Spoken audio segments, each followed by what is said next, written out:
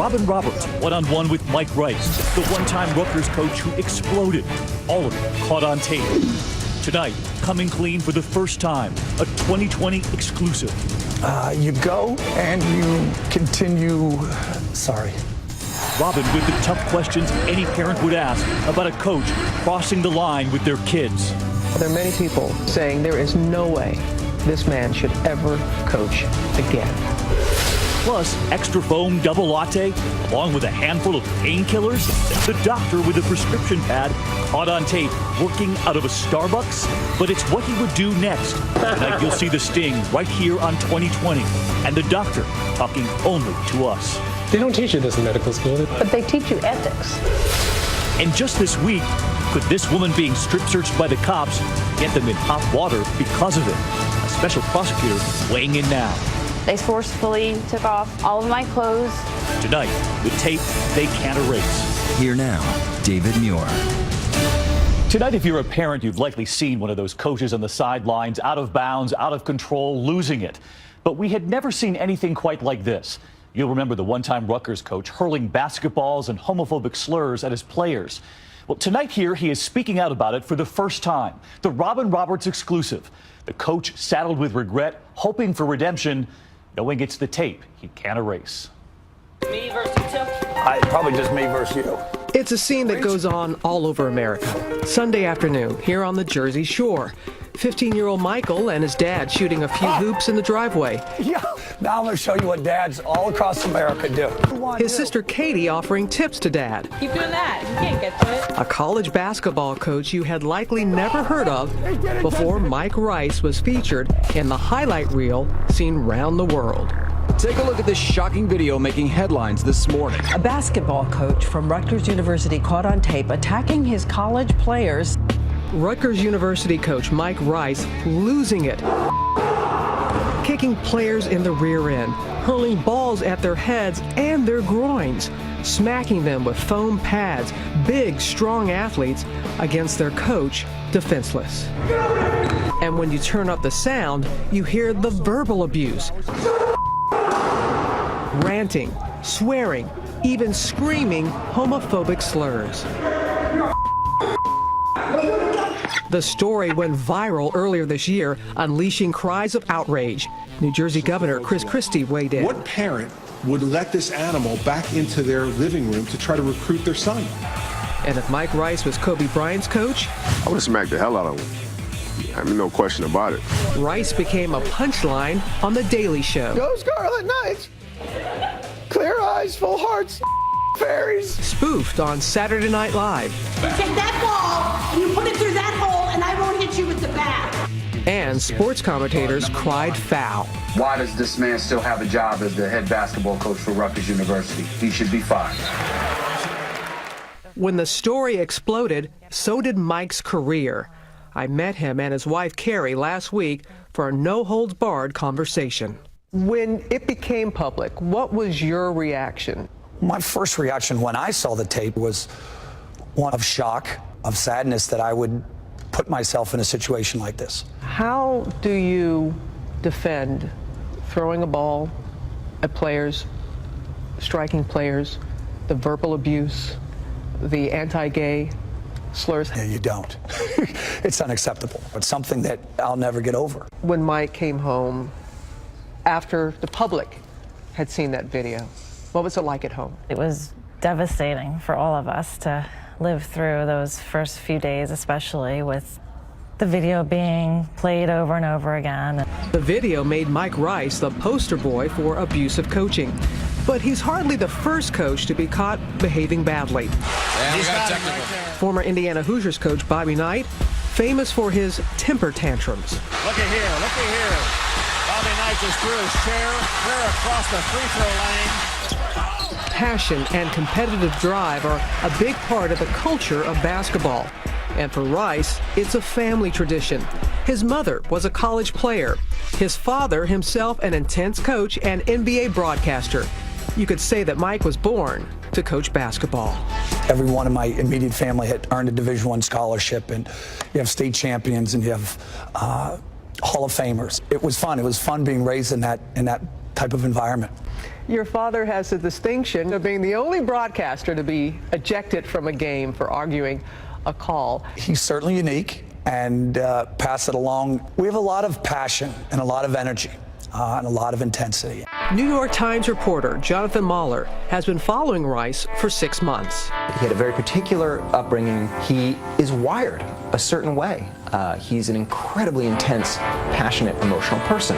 These are things that helped make him a successful and a very good basketball coach. But they are also things that made him unable to control himself. Those emotions carried Rice and his team on a 3-year winning streak at Robert Morris University, a small western Pennsylvania school. Then, the break of a lifetime, the big leagues. Head coach at Rutgers University. Annual salary, $650,000. The mandate, get the team out of dead last and fast.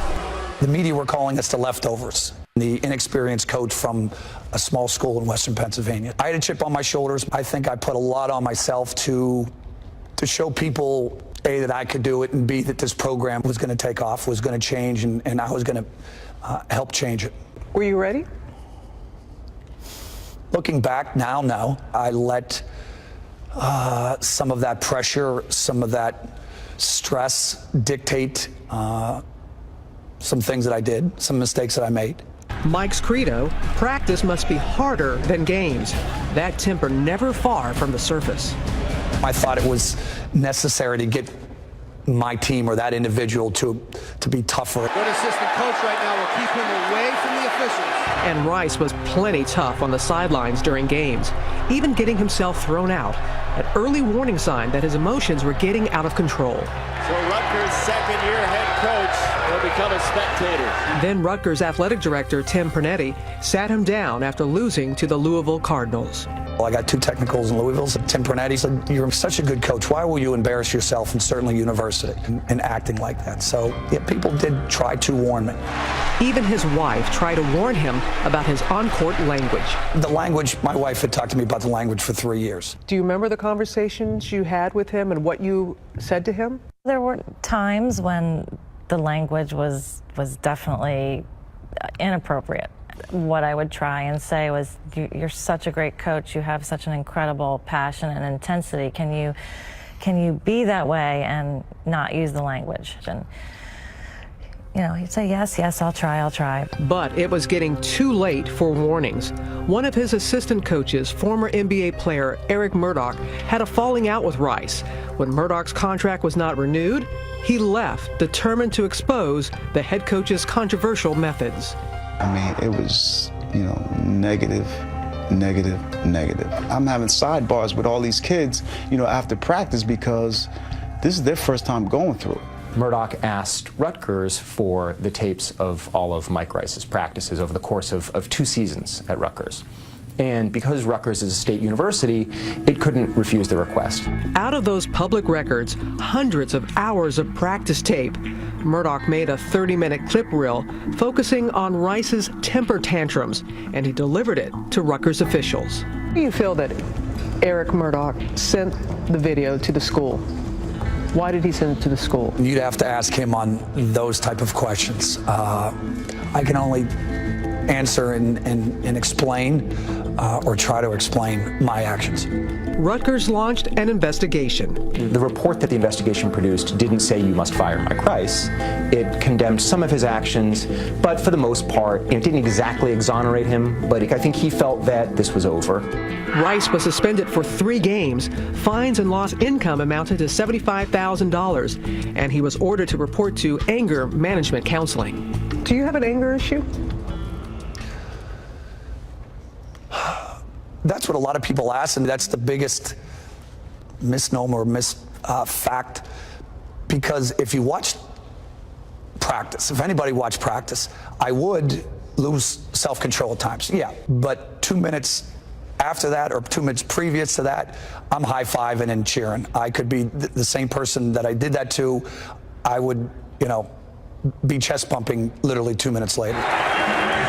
With the suspension over, Rice was back in the game. I want to apologize to them and allow them to understand that I'm going to change, that you are going to be proud of this program. Rice thought the episode was behind him, but Eric Murdoch was just getting started. When we come back, Rice was fired today. The fiery coach goes down in flames. Can the most vilified coach in America bounce back to coach again? Barbell, shoot that! Hey, play the rebound! And so where do you go from here, Mike? Stay with us.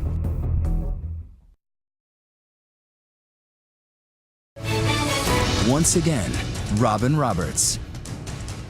Take a look at this shocking video making headlines this morning. On April 2nd, former assistant coach Eric Murdoch appeared on ESPN to denounce his former boss. To witness that video, I was like in total shock that this guy wasn't fired immediately on the spot. Embarrassed by the shocking expose of their basketball practices, under intense pressure, Rutgers University fired Mike Rice. Others followed. Rice's assistant coach, known as Baby Rice, who had also bullied players, resigned, as did Rutgers athletic director Tim Pernetti. Murdoch felt vindicated. Mike Rice's removal was long overdue. First step to stopping the mistreatment of Rutgers student athletes. And Coach Rice's reputation was in ruins. The degree of public shame that was heaped on this man was intense. I mean, almost in some ways unprecedented. He went from being an anonymous Division I college basketball coach to being really a sort of poster boy for everything that's wrong with competitive sports in America. I've let so many people down, my players, my administration, Rutgers University, the fans. Start right there. Go ahead, Katie. Most difficult, going home, owning up to those kids, Michael and Katie, and his wife, Carrie. How did you talk to your children about this, your son and daughter? We talked a lot about Daddy made some mistakes. Daddy's working on it. Daddy's always working on getting better. What I'm most proud about, and this is a lesson he's also told my children, there's no blame here on anybody else. Was it difficult to go home? I don't think people realize you let your team down, you let your fans down, you let the parents, but your family, they're all a part of it. But to communicate to them that no, this is nobody's fault except your father's fault. This is something that I'm gonna have to live with, and you're gonna have to deal with. And this evening, more shockwaves after some of the harshest criticism came as a result of those anti-gay slurs. Already a sensitive subject at Rutgers since 2010, when freshman Tyler Clementi took his own life. Now, he was the Rutgers University freshman who took his own life after video showing his sexual encounter with another man. You're at that same university and you're shouting those names at your players. Did it ever occur to you that this is just really so far out of bounds? Idiotic, because I wasn't thinking that I was shouting at Tyler Clementi or anybody else who's a gay or lesbian. Looking for answers, Mike reached out to the Gay, Lesbian, and Straight Education Network. Eliza Byard is GLSEN's president. Gilly, very nice to meet you. He went with us to a specific training for PE teachers and coaches. He also had an experience of coaching students who would never show up on his team. It was really important that he meet with the students and hear from them. For these young people, this is a highly unlikely and difficult encounter. Two of the places that LGBT students avoid as much as they can are locker rooms and PE. They just don't want to be there. And frankly, they tell us they're more likely to talk to a cop than they are to a coach. All right, so we are now going to turn it over to Coach Mike Rice. And for Mike Rice, a major step in his search for redemption. It's hard talking about it. It's hard sitting in a classroom full of gay and lesbian students and being told you're no better than a bully. The group did not hold back. So why is a gay man lower than a straight man? It doesn't make sense. My question to you, do you really realize what you did wrong? Oh, yeah. Do you really realize the impact? Yes. Yes, and I wouldn't be here facing you if I didn't. And until the girl says, you're no better than a bully who said something to me last week in front of my locker, who made me cry, and then the emotions poured out. She said, you're a leader. You're a leader of student athlete. You help perpetuate that ugly stereotype that we're lesser, we're softer, we're this, we're that. Do you think that you were a bully? There were some actions that were bullying, yes. Boy, that was a hard lesson learned, that's for sure.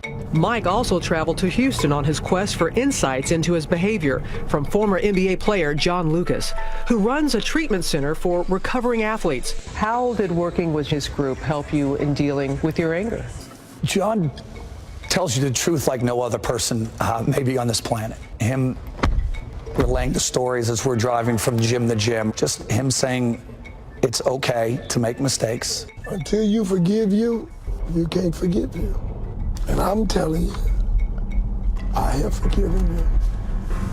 Therapy sessions went on for hours. Let me hear. While we're doing this right, let me say, I forgive myself. Not good enough. Yeah, that's gonna take a while. No, let me hear it again.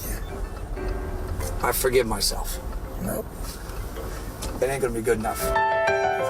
John really has a way of allowing yourself to understand that you are human, that you do make mistakes. There are some people that are always going to associate Mike Rice with that video, despite all that you have done. How do you reconcile that?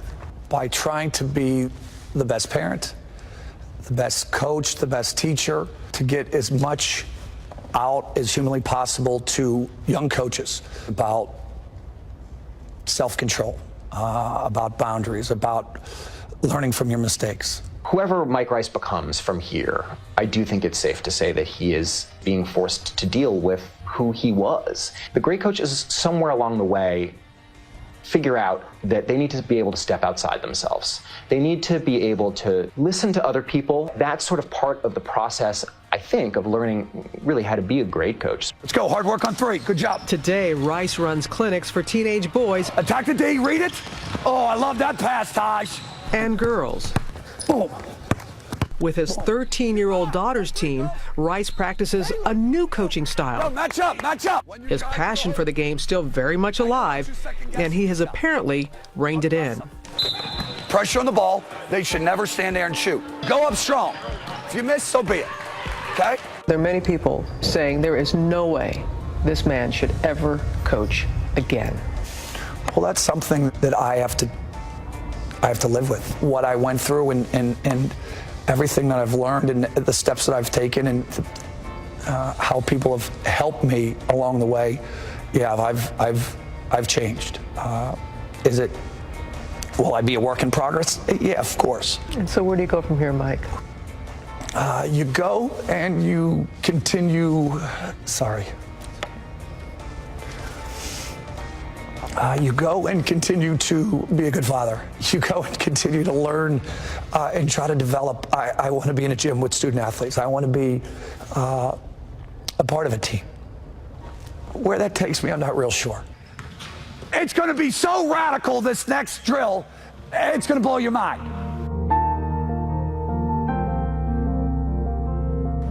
You heard Mike Rice tell Robin there that he hopes to one day coach again. So we ask you tonight, should he be allowed back on the court? Let us know on Twitter. Use the hashtag ABC2020. And don't go away tonight. Wait until you see what's caught on tape next. The doctor serving up something much stronger than coffee at Starbucks. Next, you're not gonna believe this doctor's place of business. You would meet and treat patients at Starbucks? But it wasn't coffee that he was selling. How would they pay you?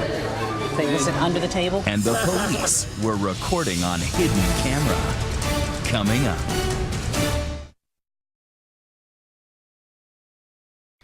Do you ever go into Starbucks for a quick coffee and wonder about some of the people who seem to be sitting there all day long setting up shop? Turns out one man was a doctor serving up something else, and it wasn't coffee until a big sting and the tape he can't erase. Deborah Roberts tonight with the video and the embattled doctor talking only to 2020.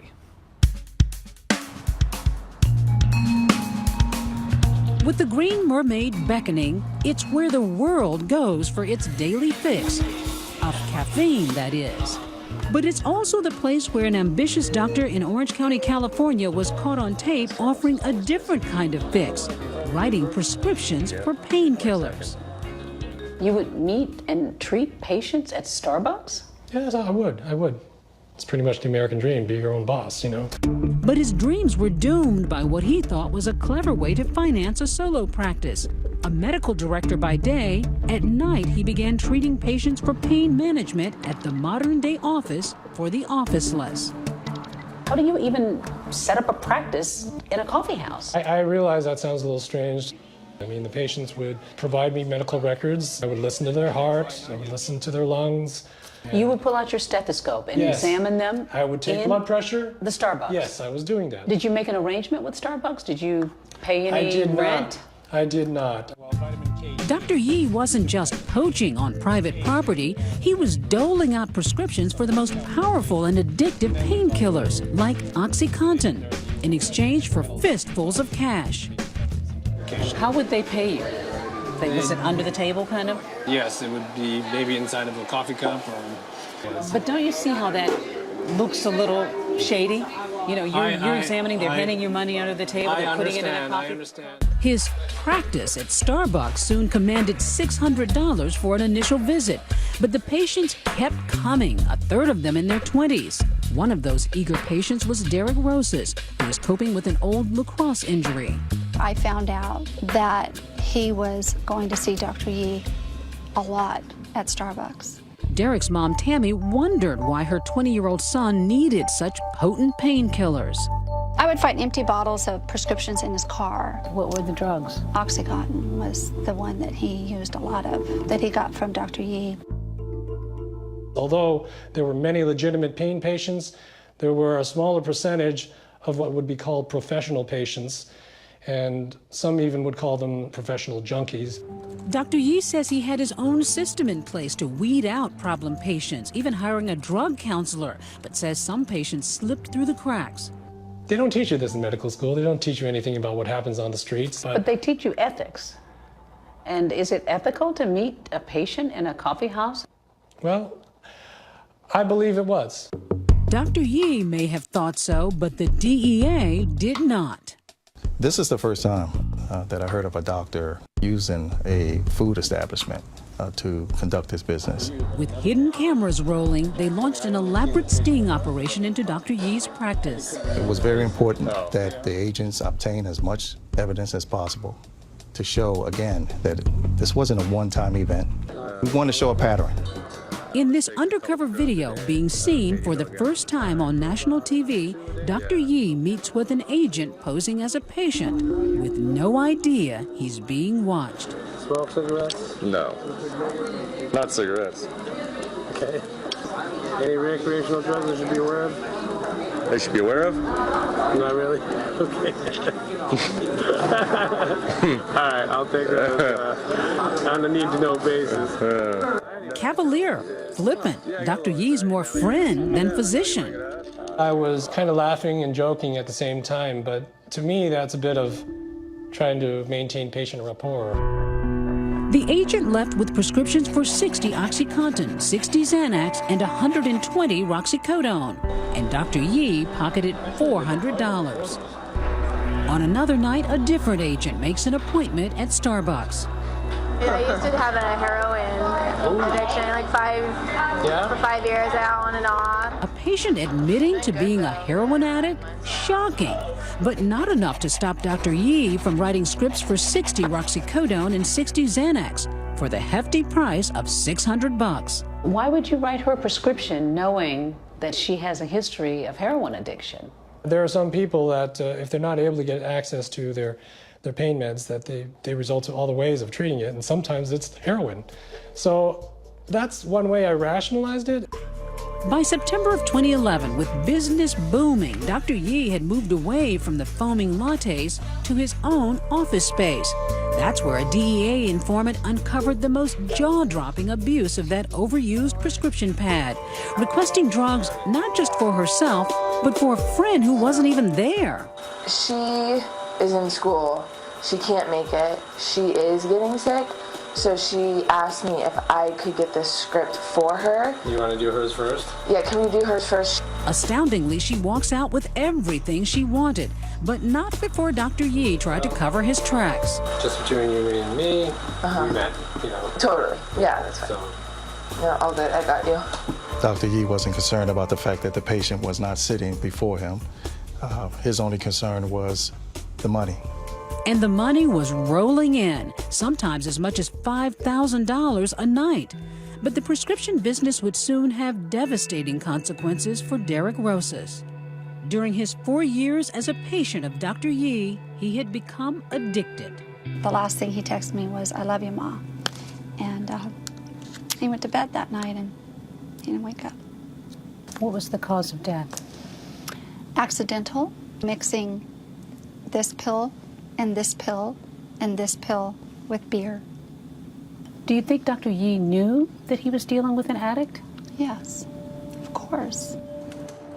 Dr. Yee was never charged in Derek Rosas' death and denies he ever knew he was an addict. I'm very, very, very, very regretful that anybody had to die, okay? Did you ever deny a patient a prescription if they came to you wanting a narcotic? Do you remember ever saying, "No, not this time"? I don't remember. I believe it might have happened, but I can't recall specifically. After 8 months of watching Dr. Yee, the DEA had seen enough. He was arrested and charged with 56 counts of prescribing controlled substances without a legitimate medical purpose. Doctor caught on video meeting with patients at a... Just weeks ago, facing trial and possibly life behind bars, Dr. Yee pleaded guilty to 7 counts. A judge sentenced him to 11 years in a federal prison. What's the difference between his actions and the actions of a drug dealer on the street corner? There is no difference. He's a drug dealer that just so happened to operate at a Starbucks. Dr. Yee begins serving his sentence this January, but we also wondered about the patients. Would you ever see a doctor at Starbucks? Tweet us. Use the hashtag ABC2020. And next here tonight, the young woman, the videos of her wildly drunk, and the wildly rich offers that came next. But will she take them? When we come back, what does it take to be labeled the drunkest idiot ever? I was really intoxicated and I just thought it would be funny to tweet. Funny? From jail? What were you thinking? The sensational tweet from her jailhouse seat. Next. We've all seen the videos posted by perfect strangers because they think they're funny, and they are. The laughing babies, the wedding party falling off the dock. But what happens when you post something you think is funny, but it soon turns out the joke is on you? Tonight, the young woman, the drunken moments, and the images she can't erase. Here's Juju Chang.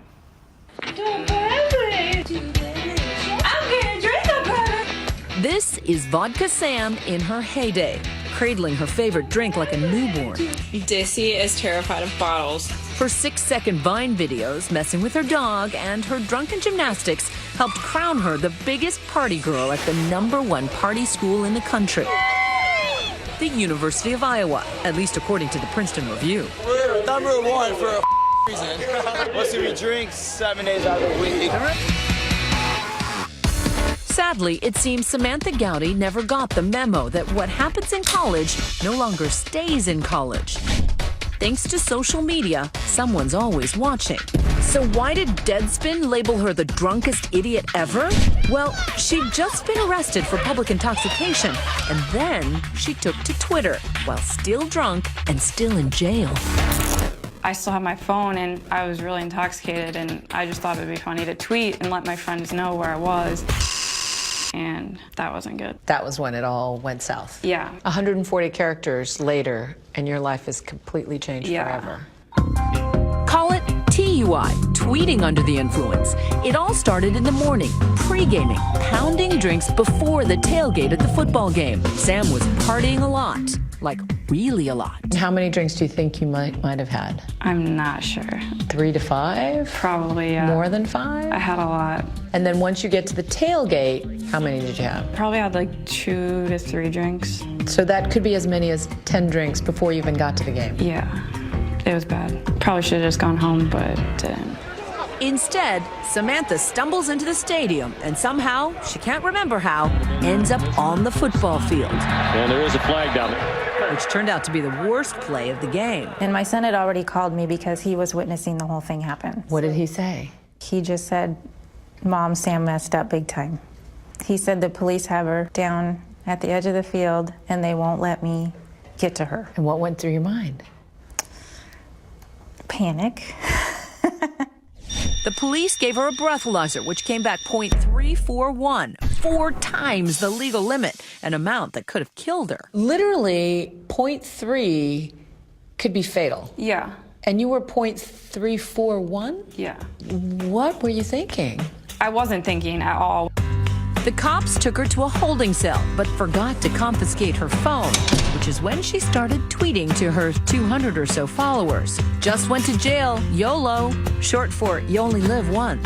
And I'm gonna get .341 tattooed on me because it's so epic. I was just doing it for my friends. I wasn't doing it thinking, oh, this might get picked up by the entire country. My son and I just sat there and watched Twitter, and it was just growing and growing, and we knew it was bad. How did you know it was bad? When she was up to 25,000 followers within 24 hours. So how did she get so popular? Well, those tweets Sam thought she was sending just to her friends got picked up by the popular sports site Deadspin. They mocked her to their 500,000 fans, naming her the drunkest idiot ever. Then even more people started following Vodka Sam on Twitter, where they discovered those party girl pics and sloppy Vine videos. And while some proposed marriage, most people simply taunted her. Things live on the internet forever. Doesn't anyone get that? I know. She became the laughingstock of the news media. She should be a star. I'm naming my first kid 3.41. All that internet infamy turned Vodka Sam into a mini celebrity. She was offered endorsement deals. I heard that once everything went viral, that you got offers to do like promotions, liquor ads, t-shirt ads. Yeah, I immediately didn't want to do any of that. Because if I did that, then it would be promoting who I was portrayed as, and that's not who I am. I was really depressed. I just wanted to hide. But there's no place to hide on the internet. When you were posting, did you ever worry that things might go viral? No, that never crossed my mind. People would say, you know, come on, Sam, you're a smart college student. You're going to tell me you've never heard that embarrassing stories go viral? I mean, I've heard it with celebrities. I guess I just never thought it would happen to me. You were that naive. Yeah.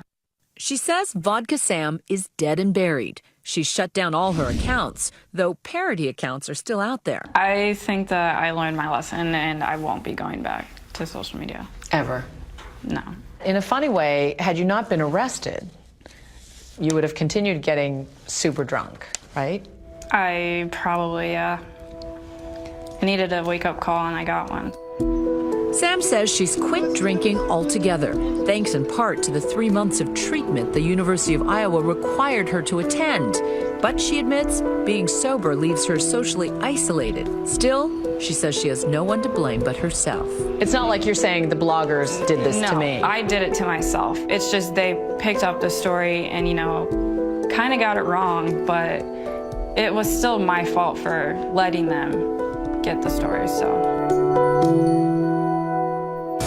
Next, to serve, protect, and peep. This practice appears to be a peep show. I was on display for them. Police pat-downs. Do some have more than just looking for weapons in mind? Coming up. We turn tonight to the tapes the police can't erase, the pat-downs, the searches, and the women who say those investigators were searching for far more than evidence. Tonight, see the video for yourself. You decide, peep show or police pro. Once again, Deborah Roberts. No matter where you go these days, chances are you're being watched. But cameras are also recording the men in blue, too. And if they step out of line, the video's there to tell the tale. And there's plenty of video to watch at the jail in Puyallup, Washington. We believe that jail safety cameras are a absolute necessary for life and safety over privacy. When you step foot into a correctional institution, your expectation of privacy is greatly diminished.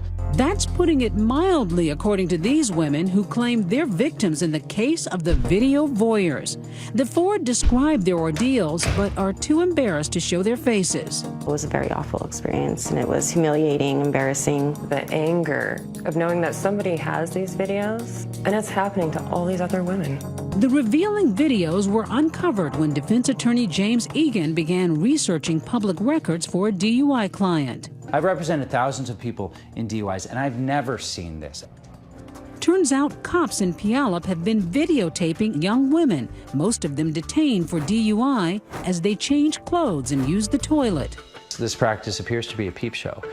Even though the jail does have curtained areas for changing in private, these women were all sent to a holding cell with a camera overhead and told to strip. I felt like a doll. They were just dressing up and dressing down. I was on display for them. They were made to change into jail clothes for their mugshots, then told to undress again before being released.